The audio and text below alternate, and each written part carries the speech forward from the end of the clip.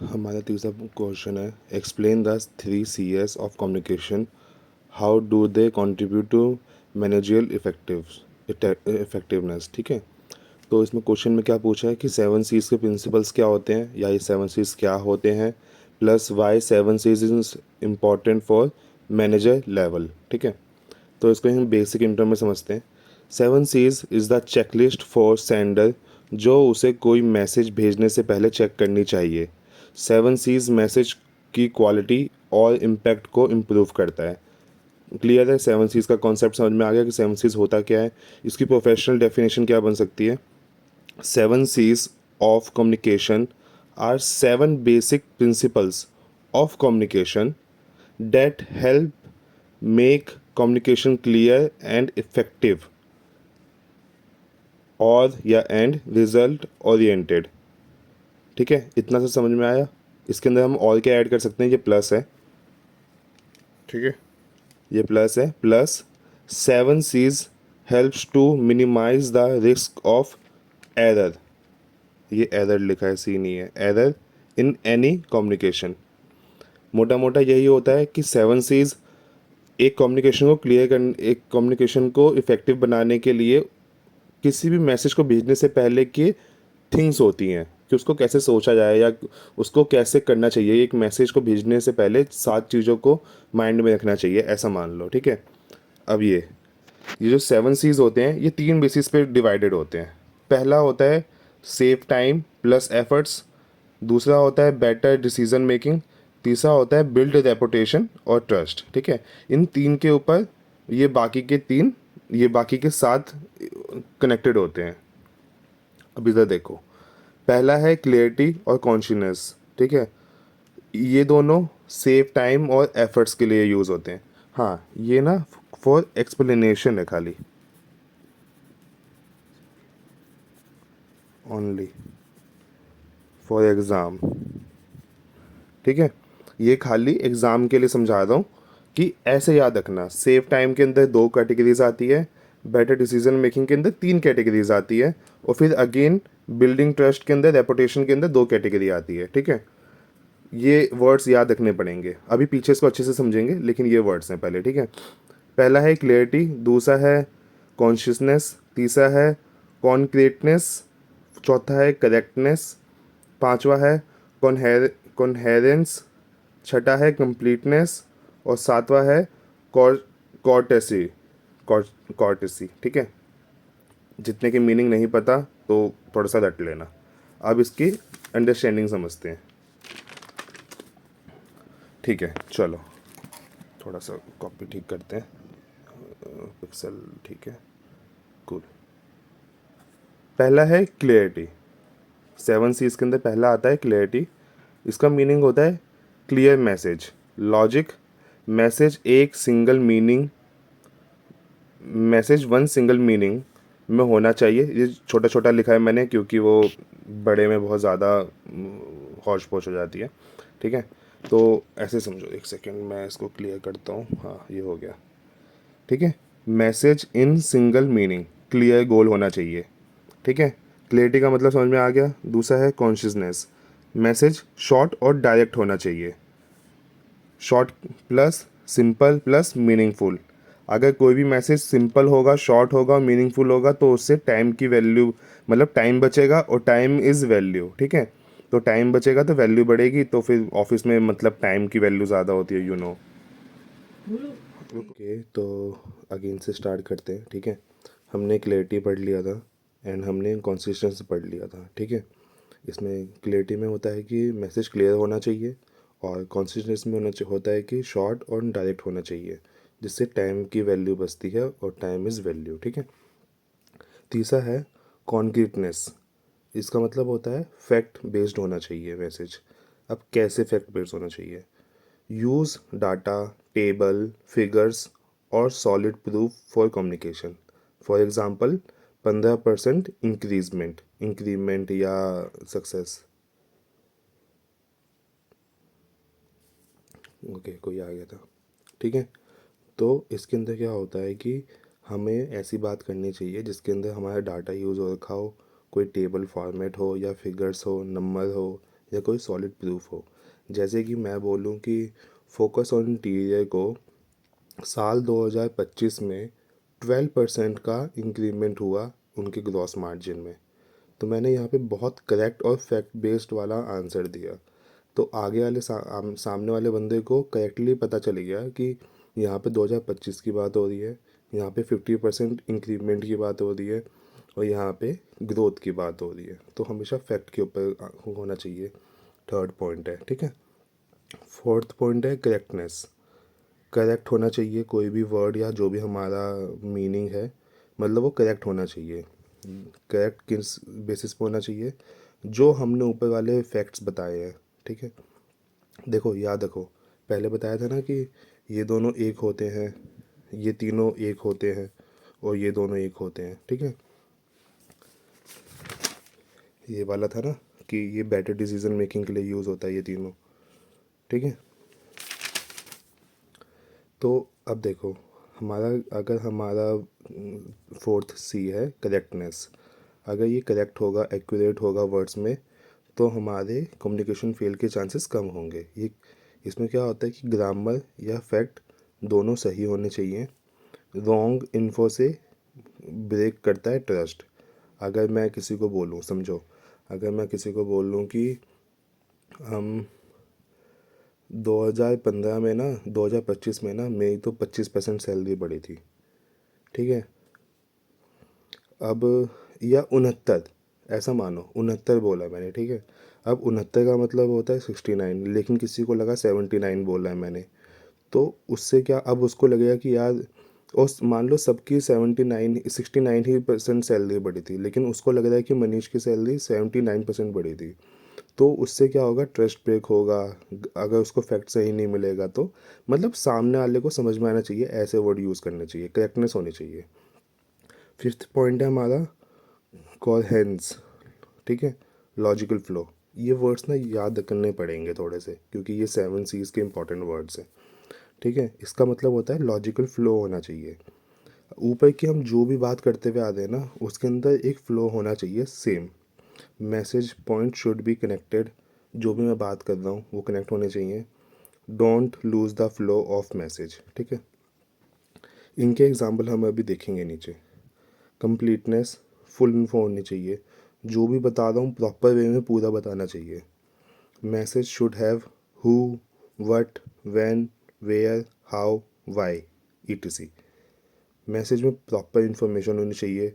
कौन क्या कर रहा है, कब कर रहा है, कहाँ कर रहा है, कैसे कर रहा है, क्यों कर रहा है, ठीक है। कॉर्टेसी, ठीक है।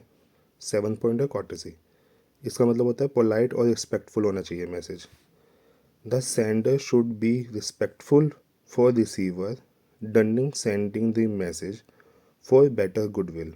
जो सेंडर है, जो मैसेज भेज रहा है, उसको हमेशा रिस्पेक्टफुल होना चाहिए रिसीवर के थ्रू कि वो क्या भेज रहा है। तो उससे क्या होती है, गुडविल अच्छी होती है, ठीक है। तो ये 7 C's होते हैं, ठीक है। और 7 C's के ये ना हम एग्ज़ाम्पल समझते हैं।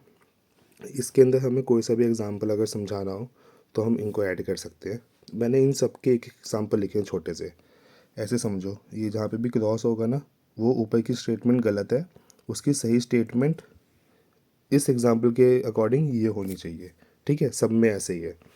और मैंने उनके शॉर्ट फॉर्म लिखे हैं, मतलब उनके वो लिखे हैं मीनिंग, जिनका वर्ड थोड़ा सा मुश्किल लग रहा है मुझे। तो जैसे क्लेरिटी, क्लेरिटी का मतलब हमें पता है। तो इसका अगर गलत मीनिंग क्या होगा, गलत मैसेज क्या कोई भेज सकता है, कल की मीटिंग के लिए रेडी हो, रहो, ठीक है।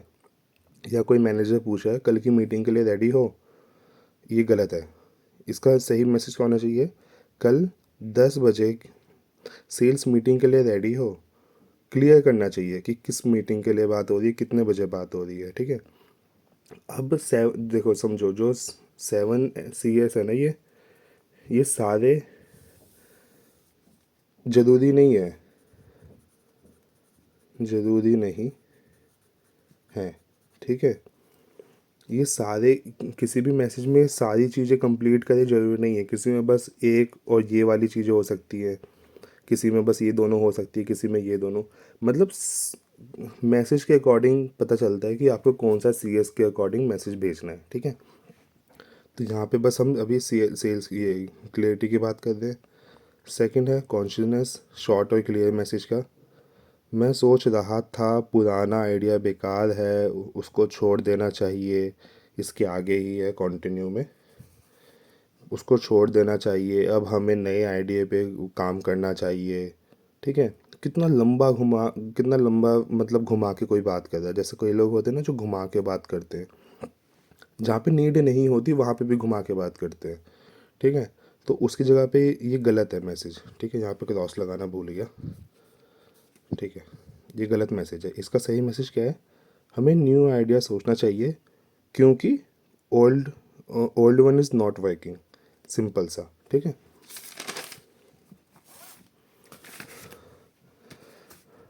थर्ड, कौन कॉन्सेप्टनेस, फैक्ट, ठीक है। हमारी सेल ग्रो हुई है, गलत है ये मैसेज, ठीक है। हमारी सेल 15% ग्रो हुई है, ये मैसेज सही है। करेक्टनेस मतलब सही लिखना चाहिए। मार्केटिंग की प्राइसिंग क्या है? कौन सी मार्केटिंग की बात हो रही है, उसने बताया नहीं, क्योंकि मार्केटिंग तो कई टाइप की होती है, हमने पहले भी पढ़ा है। डिजिटल मार्केटिंग की प्राइसिंग क्या है? करेक्ट। कॉन्हेंस फ्लो, कल मीटिंग है, पिज़्ज़ा ऑर्डर करना। भाई मतलब फ्लो टूट गया, एक ही आपस में कनेक्ट नहीं है, ठीक है। कोई भी आपस में कनेक्शन नहीं है, क्योंकि पहला पैराग्राफ, पहले लाइन अलग है, दूसरी लाइन अलग है। इसकी सही लाइन क्या होगी? कल मीटिंग है, बाद में लंच के लिए पिज़्ज़ा ऑर्डर करना, ठीक है। जो फ्लो है। फिफ्थ था ना, लॉजिकल फ्लो होना चाहिए, message point should be connected, don't lose the flow. छठा पॉइंट है कंप्लीटनेस, मैसेज कंप्लीट होना चाहिए। कल इंटरव्यू के लिए आ जाना, गलत है ये। कल 11 बजे इंटरव्यू के लिए HO हेड ऑफिस आना या आ जाना, ठीक है। कोर्सिटी, मुझे अभी फाइल भेजो, रूड। यहाँ पे रिस्पेक्ट की बात होती है ना, मुझे अभी फाइल भेजो क्या होता है? रीज़न दो। कल तक रिपोर्ट सबमिट करनी है, थोड़ा जल्दी फाइल भेज देना, ठीक है, जिससे भी तुम बात करते हो। क्रिएट एनी एग्जाम्पल और add any case study with story. इन सातों को समझाने के लिए किसी भी एक को पकड़ लो, ठीक है। सातों में से किसी भी एक फॉर्मेट को पकड़ लो और उसके ऊपर एक छोटी सी केस स्टडी बना दो कि अगर मैनेजर ने ऐसे बोला तो सामने वाले को समझ में नहीं आया। जैसे पहले हमने वो देखा था ना, वो जो 9 बजे मैनेजर बॉस ने बुलाया था, लेकिन उसके अंदर उसको मैसेज लेट पहुंचा था तो कम्युनिकेशन फेल हो गया था, लेकिन उसने फिर फीडबैक दिया, तो वो फीडबैक का एग्जांपल था। तो ऐसे ही किसी भी एक को पकड़ के सातों में से उसका एक एग्जांपल बना दो या केस स्टडी बना दो, स्टोरी, ठीक है। तो ये समझ में आ गया 7 C's क्या होते हैं। अब 7 C's की हम इम्पोर्टेंस देखेंगे मैनेजर लो लेवल पे, ठीक है। वो यहाँ पे है, पेज छोड़ दो, ऊपर नीचे होकर देखें, ठीक है। ये लास्ट है, देखो मैनेजर लेवल पे कैसे काम करता है। ऐसे मैंने ऐसे लिखे, आप इसको मतलब पैराग्राफ वाइज लिखना कि पहला ये, फिर इसके अंदर क्या क्या होता है, फिर ये, फिर इसके नीचे क्या क्या होता है, ठीक है। अब देखो यहाँ पे 5 है, आप और भी बना सकते हो, थोड़ा सा सोचना पड़ेगा बस, ठीक है। जैसे कि डिसीजन मेकिंग, CS कैसे काम करता है डिसीजन मेकिंग में। स्टार्टिंग में मैंने बताए थे ना ये 3, कि save time, efforts, better decision making. तो ये सातों के एक एक पॉइंट बना सकते हो अगर बनाना चाहो तो। कैसे, देखते हैं यहाँ पे। डिसीजन मेकिंग में काम करता है अगर कॉन्क्रीटनेट और कंप्लीट इन्फो से सही डिसीजन मेकिंग होती है। कॉन्क्रीट मतलब क्या होता है? Fact based. बताया था ना पहले कि अगर फैक्ट सही होगा, अगर मैं बोलूँगा कि मुझे मेरी कंपनी को 15% का ग्रोथ मिला है, तो मैंने सही डिसीजन मेकिंग लिया, तो मतलब जो भी हमारी लास्ट की मार्केटिंग स्ट्रेटेजी थी वो अच्छी थी। तो इसलिए अब हमारे पास अच्छा एक डिसीजन मेकिंग के लिए एक पॉइंट है कि 15% पे अगर हमने सही काम किया है तो हम उसी को और अच्छा डिसीजन ले सकते हैं। तो एक सही फैक्ट से और कंप्लीट इंफॉर्मेशन से डिसीजन मेकिंग अच्छी होती है। टाइम मैनेजमेंट, जो पहले बताया था कि टाइम बचता है। कॉन्शियस और क्लियर मैसेज हो तो बार बार क्या बोला नहीं पूछना पड़ता, ठीक है। इनडायरेक्टली ये वाला था ना कि शॉर्ट कॉन्शियस का मतलब शॉर्ट और डायरेक्ट मैसेज होगा, तो मतलब सामने वाले को समझ में आना चाहिए, ऐसे लिखना चाहिए तुम्हें मैसेज। कॉन्फ्लिक्ट रेजोल्यूशन, कॉर्सिटी कम्युनिकेशन से गुडविल अच्छी होती है सीनियर टू जूनियर। कॉन्फ्लिक्ट ख़त्म होते हैं किसी भी कंपनी के अंदर या किसी भी कम्युनिकेशन के अंदर, क्योंकि कॉर्सिटी अगर माइंड में रख के हम कम्युनिकेशन करें तो उससे गुडविल अच्छी होती है, मतलब रिस्पेक्ट से बात करते हैं, जो पीछे एग्जांपल्स बताए थे ना यहाँ पे, ठीक है। सीनियर टू जूनियर या junior to senior. Building leadership और क्रेडिबिलिटी, करेक्ट और कॉन्हेंट बात यूज़ करने से टीम में उस एम्प्लॉय के लिए expert leadership plus trust build होता है। करेक्ट का मतलब तो पता है कि करेक्ट मतलब सही इन्फॉर्मेशन देना एक्यूरेट वर्ड्स में, और कॉन्हेंट का मतलब होता है लॉजिकल फ्लो देना, कि मतलब अगर मैं कहीं पे बात तोड़ के नहीं लिख रहा, जो मैं समझा रहा हूँ मैं उसको करेक्ट वे में समझाते हुए जा रहा हूँ, फ्लो नहीं तोड़ तोड़ रहा, तो वो एक लीडरशिप इंडिविजुअल लेवल पे एक लीडरशिप दिखाता है या एक ट्रस्ट बिल्ड करता है, बाकी लोग तुम पे ट्रस्ट करते हैं, ठीक है। पांचवा पॉइंट है बेटर कंट्रोल। अब देखो यहाँ पे तो हमने इन वर्ड्स के अकॉर्डिंग बताया कि कैसे मैनेजर लेवल पे ये काम करते हैं, या हम किसी भी मैनेजर लेवल पे मतलब मैनेजिंग लेवल पे, ठीक है। अब ये जो फिफ्थ पॉइंट है देखो, 7 CS, ये CS लिखा है, ठीक है। 7 CS से किसी भी वर्क का बेटर कंट्रोल मिलता है, जिससे कम्युनिकेशन फेल नहीं होता और रिजल्ट भी अच्छा आता है। मतलब वही बात है ना कि अगर हम किसी भी बात को सोच समझ के कहीं पे बोलेंगे तो उससे क्या रिजल्ट मिलेगा हमें, उससे अच्छा रिजल्ट मिलेगा। और जो हमने बोला है वो बंदा सामने वाले की हम बातों पे कंट्रोल भी कर सकते हैं, कि मतलब कोई कॉन्फ्लिक्ट क्रिएट नहीं होगा, तो हम ऐसे ही बना बना के इसके और भी पॉइंट्स कर सकते हैं, ठीक है।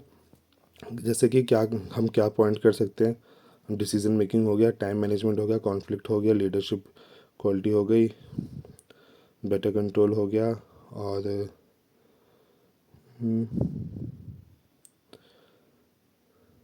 हाँ यहाँ पे एक आ सकता है छठा पॉइंट, चांसेस, दूसरा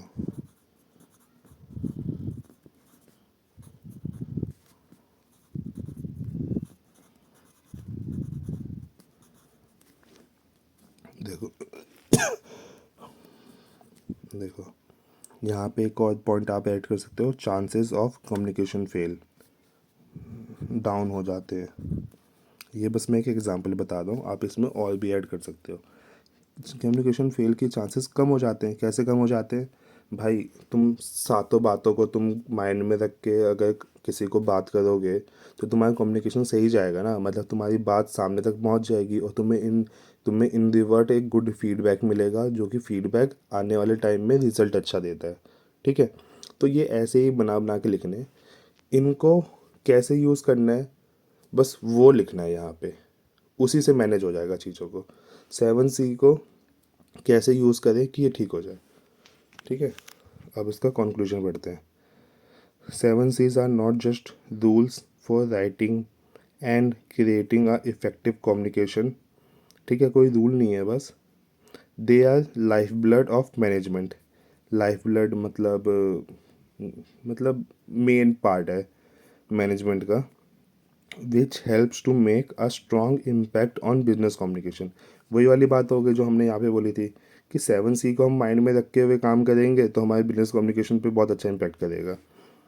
the effective manager use this principle to bridge the gap between plan execution. मतलब अगर कोई मैनेजर इस 7C को कैसे यूज़ करता है, जो गैप होता है ना प्लान और एग्जीक्यूशन के। अब किसी ने सोचा होगा प्लान, लेकिन अगर वो बात अपने किसी को समझा ही नहीं पाएगा अपने एम्प्लॉय को, तो वो प्लान एग्जीक्यूट कैसे होगा। तो 7C उस गैप को भरता है। Without these 7Cs even a best strategy will fail due to poor communication, ठीक है। इतना क्लियर है। तो यही था पूरा इसके अंदर। पहला पेज था कि सेवन सीज क्या होते हैं, डेफिनेशन। ये थोड़ा सा अंडरस्टैंडिंग के लिए मैंने बनाया था चार्ट। ये आप बना सकते हो अगर इम्पोर्टेंट लगे तो, एक्सप्लेनिंग वार्निंग एग्ज़ाम के लिए अगर समझाने का मन करे तो ये वर्ड्स को ऐसे लिख सकते हो, ताकि एक बेटर समझाता है कि हमने आंसर के स्टार्टिंग में ही समझा दिया कि हमें इसके बारे में पता है। ठीक है, उसके बाद ये वाला पेज है कि सेवन सीज का मतलब क्या होता है, और ये इसका लॉजिकल मतलब क्या होता है, या ये कैसे यूज़ होते हैं। इनमें से अब किसी एक का एग्जांपल यहाँ में से देख लेना। ठीक है, इसके बाद ये वाला पोर्शन आ जाएगा कि ये मैनेजर लेवल पे इफ़ेक्टिव कैसे होता है किसी भी काम को, फिर एंड में कंक्लूजन टेप देना।